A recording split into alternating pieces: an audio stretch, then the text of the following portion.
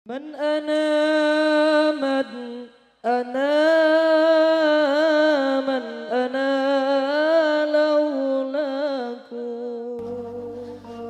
Kita kadang-kala sudah menikah lebih peduli sama istri kita, lebih peduli sama anak-anak kita. Nggak ada hadis yang mengatakan anak itu pintu surga, jemaah. Yang ada itu orang tua pintu surga. Kita peduli sama anak-anak kita. Beli oleh-oleh buat istrinya. Ditelepon istrinya mau apa, kepingin apa. Pernahkah engkau telepon ibumu? Tanya, Umi kepingin apa, Umi? Ana lagi dalam perjalanan, Umi.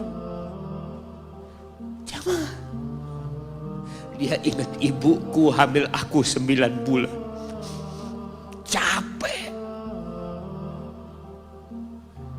Ana semakin tahu dengan tugas besar seorang ibu dan pengorbanan seorang ibu setelah Ana menikah. Setelah Ana tahu bagaimana istri Ana hamil, ketika dia harus tidur gak enak, makan muntah aja, Ana melihat istri Ana sampai lemas dia muntah. Ana ingat begini ibu Ana hamil Ana. Lalu kita lupa jemaah. Kita sok sukses, mungkin engkau lebih sukses dari orang tua. Tapi kalau nggak ada bapak ibu, engkau nggak akan pernah lahir di muka bumi. Allah ceritakan ibunya hamil dia. Wa wada'athu kurha, dan melahirkannya dalam kondisi sulit. Kadangkala perut ibu kita itu disobek demi kita keluar dari perut ibu kita. Antum meninggalkan luka di ibu. Itu dijahit. Kalau antum anak ketiga, Allahu Akbar, berapa kali dibelah perut ibu kita aja. Tubuhnya jadi jelek gara-gara kita.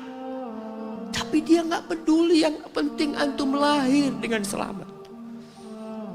Kalau ibu kita dikasih pilihan, ini nggak bisa diselamatkan dua-duanya. Salah satunya akan meninggal dunia. Kira-kira apa kata ibu antum? Iya, nggak apa-apa dok, selamatkan bayinya dok. Nggak apa-apa dok, biar dia lahir dok. Subhanallah. Berapa banyak ibu yang meninggal dunia ketika dia melahirkan anak. Wa hamluhu wa fisaluhu 30 syahra. Hamilnya dan menyusuinya itu 30 bulan. Artinya bukan ketika antum lahir selesai lelahnya ibu kita. Memang ketika antum lahir dengan selamat, Allahu Akbar, ibu itu lupa dengan rasa sakit dia 9 bulan. Ibu itu lupa dengan jeritan dia mengeluarkan kita ketika kesakitan. Itu lupa. Dia tersenyum, dia bawa anaknya, ditaruh di dadanya. Allahu Akbar. Kalaupun ada air mata yang menetes, itu air mata kebahagiaan orang tua dengan hadirnya kita di muka bumi ini. Lalu kita bisa berjalan. Kita nggak bisa apa-apa lahirnya. Allah rekam kebaikan ibu kita. Kita disusui sama ibu kita. Berapa bulan? 2 tahun. 24 bulan disusui. Mungkin ada yang kurang, mungkin ada yang lebih. Tapi yang jelas kondisi kita tidak bisa berbuat apa-apa. Kita hanya bisa menangis, jemaah. Antum lapar menangis, buang kotoran menangis. Siapa yang datang membersihkan kotoran antum? Ibu antum. Yang gendong antum siapa? Ibu antum. Dia susui. Subhanallah, sampai anaknya agak besar sedikit, diajari bicara sama ibunya, diajak ngomong sama ibunya, diajarin berdiri sama ibunya, diajarin berjalan sama orang tuanya. Allahu Akbar. Kemudian ketika antum sukses, antum berangkat ke luar negeri, antum berangkat ke luar kota, meninggalkan kedua orang tua antum? Boleh, boleh. Asalkan dengan ridho orang tua antum. Kalau ibu antum telepon, antum di Batu sini, kuliah, sampai sukses jadi pengusaha di sini. Ibu antum di kampung telepon, nah ibu ingin kau balik ke kampung. Jangan pernah mengatakan, Bu, anak kerjanya di sini, Ibu. Saya ditugaskan di sini. Tinggalkan semua pekerjaanmu, pulang ke rumah.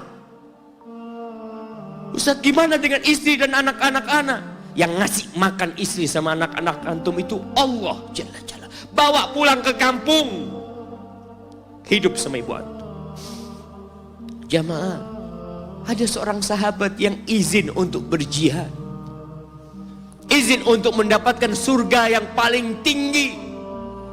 Izin untuk bisa memberikan syafaat kepada 70 dari keluarganya. Kalau dia mati syahid, dia datang kepada Nabi SAW. Ditanya, bapak ibumu hidup? Iya, kata dia. Pulang engkau ke sana. Fathammal jannah, di sana ada surga. Ilzam rijlaya, engkau tetap di kaki ibu. Ini mau jihad, bukan mau cari fulus, jamaah. Bukan mau cari kenikmatan dunia, dia mau cari surga. Tapi pintu surga yang paling baik orang tua dapat jauh-jauh. Jamaah, wallah, ketika antum nangis di kasur ibu di dapur lagi masak, dimatikan kompornya, dia datang jumpai antum. Antum lihat, anak sering lihat ketika kajian, bagaimana seorang ibu yang gendong anaknya yang nangis. Dia ingin dengarkan kajian, tapi engkau menghalangi dia untuk mendengarkan kajian dengan baik. Dia harus gendong.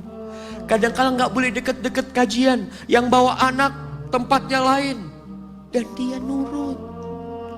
Engkau ganggu hidup dia dari sejak engkau lahir. Kemudian setelah engkau dewasa, engkau nggak berbakti sama ibu.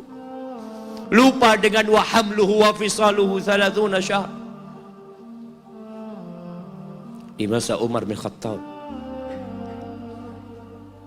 ada seorang yang datang kepada Umar mengatakan, ya Amirul Mukminin,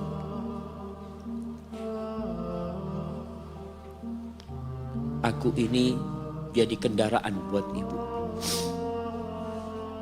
Aku ini yang membersihkan kotoran ibu. Dan aku palingkan wajahku. Ibuku sudah lumpuh, gak bisa apa-apa. Dan aku berusaha untuk berbakti sama dia. Aturani qad jazaituha. Gimana menurut, apakah aku sudah balas kebaikan ibuku? Kata Umar, la. Kata dia, enggak, belum. Ya Amirul Mukminin, bukankah aku sekarang ini telah berbuat kepada ibuku seperti ibuku berbuat kepadaku waktu aku kecil? Artinya sama pekerjaannya sekarang ini. Aku yang menyuapin ibuku, aku yang membersihkan ibuku, yang mengantarkan dia ke kamar mandi. Semua yang pernah dilakukan ibuku, kira-kira sudah aku lakukan semua sekarang. Kata Umar, enggak sama, kata dia. Ibumu waktu merawatmu ketika engkau kecil, ibumu berharap engkau bisa hidup.